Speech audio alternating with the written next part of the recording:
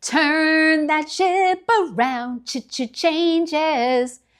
That's not really the song, but that's what's been going on in my head since yesterday, January 28th, 2026. Hi, everybody. I'm Michelle. Welcome to another episode of Diaz on Deck Travel. Well, yesterday was all about changes, and some good and some really a little disturbing for some people. But first, we're going to talk about the good changes. Well, MSC, they are definitely making their presence known in the American cruising market. In an earlier video, I discussed how they are developing 10 new ships in the next 10 years. And, that's a lot. And that's more than anybody else right now. So for them to do upgrades to their private island, Icean Cay Marine Reserve is really not that surprising. So they are going to enhance the guests' experiences and even extend the pier so that it can host 2 ships simultaneously. Now, these are not changes that are going to be seen until late 2027. But let's talk about what some of them are. They're going to be adding 4 new dining venues and even a specialty dining alongside their buffet and food market. Now, for families, they are enhancing Seekers Cove, which will have a playground, it will have a splash pad, and it will also have a ropes course with water elements alongside the addition of foosball and ping pong. Now, for us adults who don't have any children, there is going to be Paradise Sands, an all-exclusive, adults-only area. And during the day, it'll be a chill, very beachy vibe, very relaxed. But at sunset, you want to definitely make your way back down there because there is going to be cocktail sipping and a whole different vibe with music. So definitely check that out. I think MSC Icean Cay Marine Reserve is one of the few private island destinations where you are there after dark. So that is really intriguing to me. And I really can't wait to go. I'm slated to go within the next year. And I'm kind of looking forward to getting there before all these changes happen.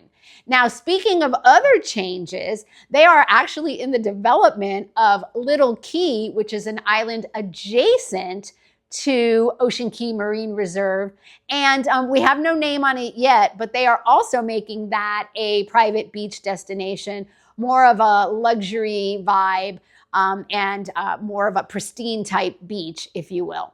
So for those of you who don't know, in 2019, when MSC opened Icean Cay Marine Reserve, it was formerly an industrial site, and they cultivated it into this beautiful, amazing private island destination. We will be offering the foundation shifting perspective experience where guests will be invited to interactively help with the restoration of coral and just learn about the marine ecosystem. And it sounds like the upgrades are going to be really nice, and I'm looking forward to it. Have you been to Icean Cay Marine Reserve, and what do you think about these changes? Are you excited to go back after the restorations are done? I mean, with 2 cruise ships being able to be there simultaneously, the island really did probably need some expansion and some more exclusive areas. Now, let's talk about the not so good changes that we found out about yesterday. So you guys know I'm a big fan of Royal Caribbean finishing their projects ahead of time. But this one, I guess we should have seen coming. So Legend of the Seas, which is slated to debut in Europe in 2026, the inaugural cruise was set for July 11th.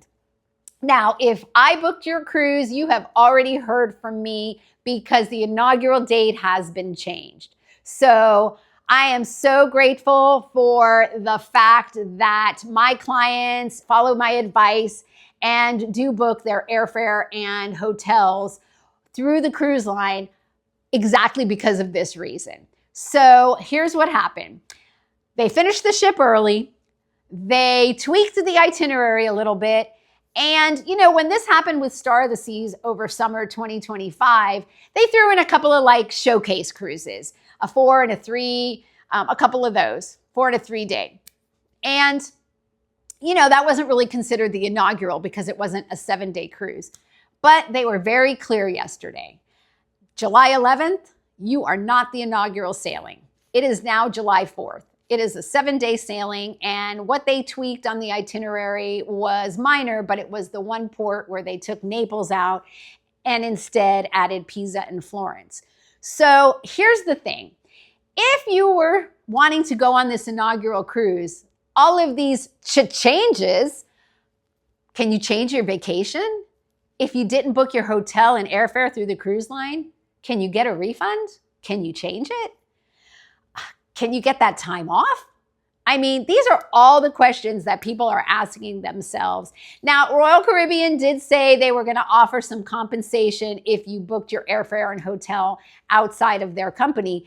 But the amount they're offering, is that really going to cover the changes? You know, accommodate a little bit more for those people who really, really wanted to be on the inaugural cruise. So let me ask you this. Would you change just to be on the inaugural cruise and possibly lose money? Or would you just stay where you're at? Well, you know, I love hearing your comments and I want to know how you guys feel about this. So please feel free, reach out if you have any questions or if I can help you with a booking. I'm at diazondecktravel@gmail.com.